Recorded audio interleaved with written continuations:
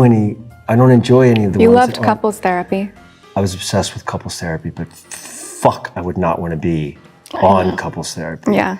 I love. It was one of those warm, early autumn afternoons when the air feels thick with both nostalgia and anticipation, and the golden light of the setting sun wraps everything in the kind of melancholy that seems to whisper that something is ending. The Outlander studio, not far from Edinburgh, usually alive with laughter, costumes, and the rhythmic bustle of production, carried a different kind of energy that day, sharper, quieter, tinged with the kind of unease that settles before big revelations.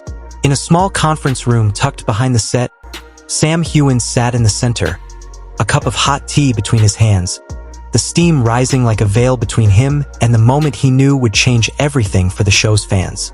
The soft studio lights illuminated his face, tired but resolute, the look of a man who had come to terms with the inevitable weight of truth.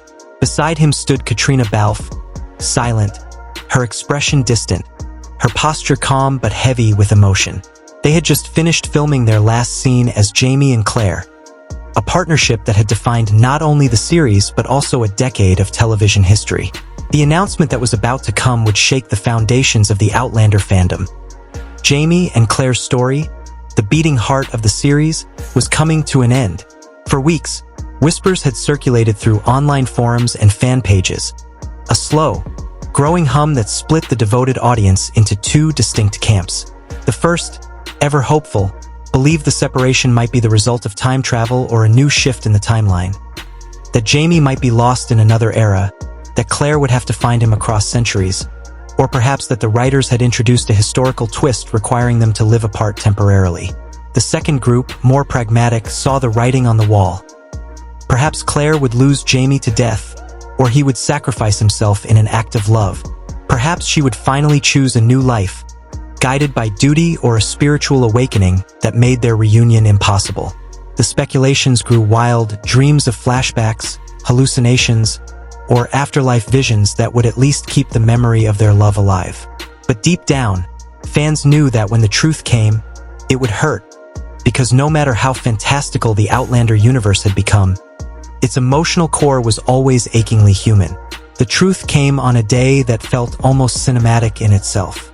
Sam stepped onto the stage of an international press event, cameras flashing like staccato lightning, microphones angled toward him from every direction, reporters from Britain, America, Canada, and Australia waiting for confirmation of the rumors. His steps were slow, deliberate, as though he was walking towards an unavoidable storm. The room went silent when he began to speak, his Scottish accent soft but weighted with emotion. "I made a promise to the audience," he began, his eyes scanning the crowd, "to always be honest about what this show gives and takes away. So I'll say this clearly. In the final episode of this season, the story between Jamie and Claire ends. Not with them becoming strangers, but by breaking apart." The gasp that rippled through the crowd was almost tangible, like air being sucked from the room. The camera turned immediately to Katrina, whose eyes were slightly red, her lips pressed together, her composure delicate but intact. She nodded faintly, as if silently affirming the truth of his words. Sam continued, his voice steady. "Claire finds a path she feels she cannot walk with Jamie anymore, and Jamie he cannot follow. The love between them remains. Strong, deep, unbroken. But sometimes, love isn't enough to keep two souls together." The world reacted in real time. Within minutes of the interview, social media erupted. Shock, disbelief, heartbreak flooding timelines and fan groups across the globe. "Jamie and Claire can't end like this," read one post that was shared thousands of times. Others refused to believe it, insisting that this must be a misdirection. A dream sequence, a twist, a temporal riddle waiting to be undone in a future episode. Theories spiraled faster than the production team could keep up with. Perhaps this was not an ending but a rebirth. Perhaps the story was shifting focus to Claire's legacy, or to the next generation. But for many, the grief was real.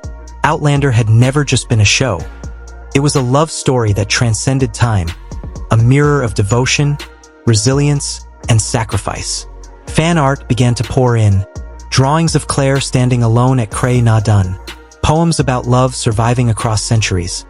Edits showing their wedding contrasted with the foreshadowing silence of the beach scene. For countless viewers, Jamie and Claire weren't fictional characters. They were archetypes of eternal love, of fate and faith intertwined, and their parting felt like the closing of a personal chapter. Later that evening, during a live stream interview that aimed to soothe the storm but only deepened it, Sam elaborated on the now legendary final scene. He described it with quiet reverence, as though recalling something sacred. It takes place on a deserted Scottish beach, he said. The sky's a dull gray, the waves restless, the wind cold. Claire stands alone, her hair blowing across her face, the sea swallowing the sound of everything except the truth. Jamie's there, behind her, half-lit, his figure almost fading into the mist. They speak very little. There are no grand declarations, no tears, just silence. The kind of silence that says everything words cannot. He paused, recalling the dialogue. Claire says, "I know that if I continue down this path, you can't follow. This love was everything to me. But if I hold you back, I'll lose myself." Sam smiled faintly. That was the moment I knew it wasn't an ending out of tragedy, but one out of love. A release. The emotional complexity of that scene, he explained, was deliberate. It wasn't meant to destroy the mythology of their bond, but to honor its depth. The show had always been about time, how it stretches, bends, breaks, and how love can survive within and beyond it. Jamie and Claire taught us, Sam said softly, that love isn't just about staying together. Sometimes, the greatest act of love is letting go when the journey calls one of you forward. He admitted that filming the scene had been one of the most emotionally draining experiences of his career. The beach had been cold, the tide creeping closer as the sun began to set, and when the director called cut, he and Katrina had simply stood there, holding hands, unable to speak. "We knew it was more than just the end of a scene," he said. "It was goodbye." The public conversation that followed became something larger than television. Critics debated whether this was a betrayal of Outlander's promise or a courageous creative choice. An acknowledgement that even the most powerful love stories evolve, and sometimes end, with dignity rather than despair.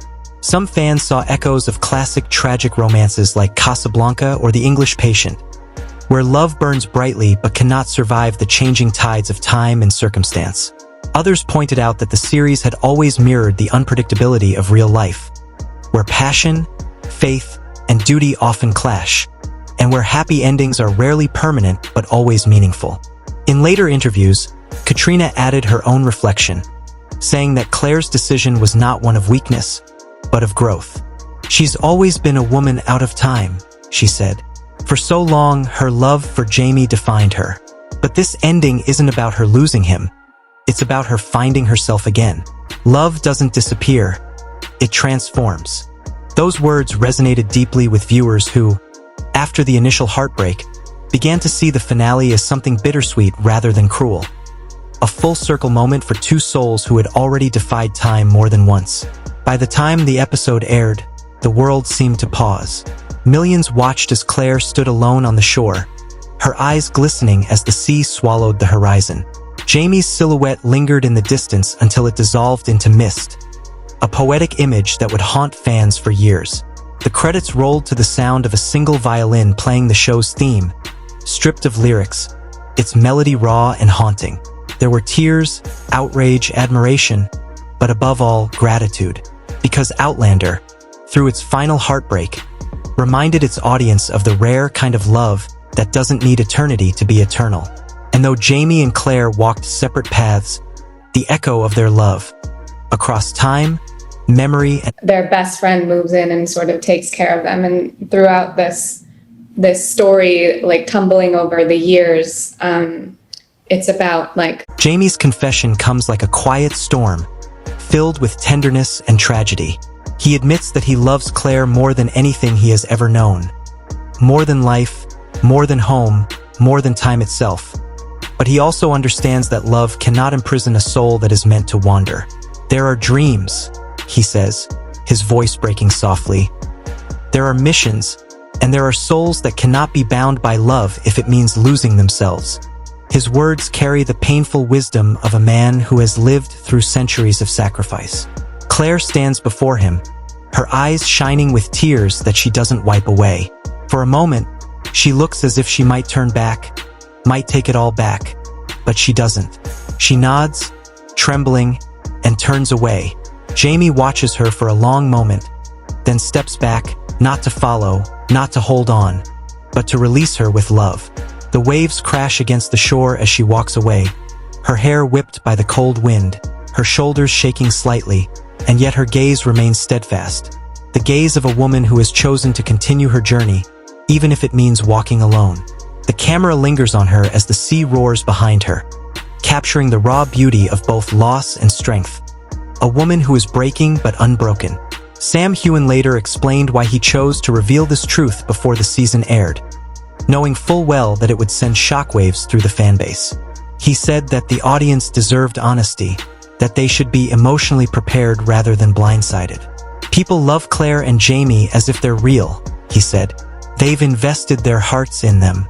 I didn't want fans to lose hope or feel betrayed. I wanted them to understand that this ending is not a punishment, but a transition. He emphasized that Claire's independence was central to the screenwriter's vision, that Outlander had always been more than a romance. It was a story about identity, resilience, and the price of time. Claire isn't just Jamie's love, Sam continued. She's a woman of her own making. She's a healer, a thinker, a survivor. This ending shows that her strength exists beyond the love story.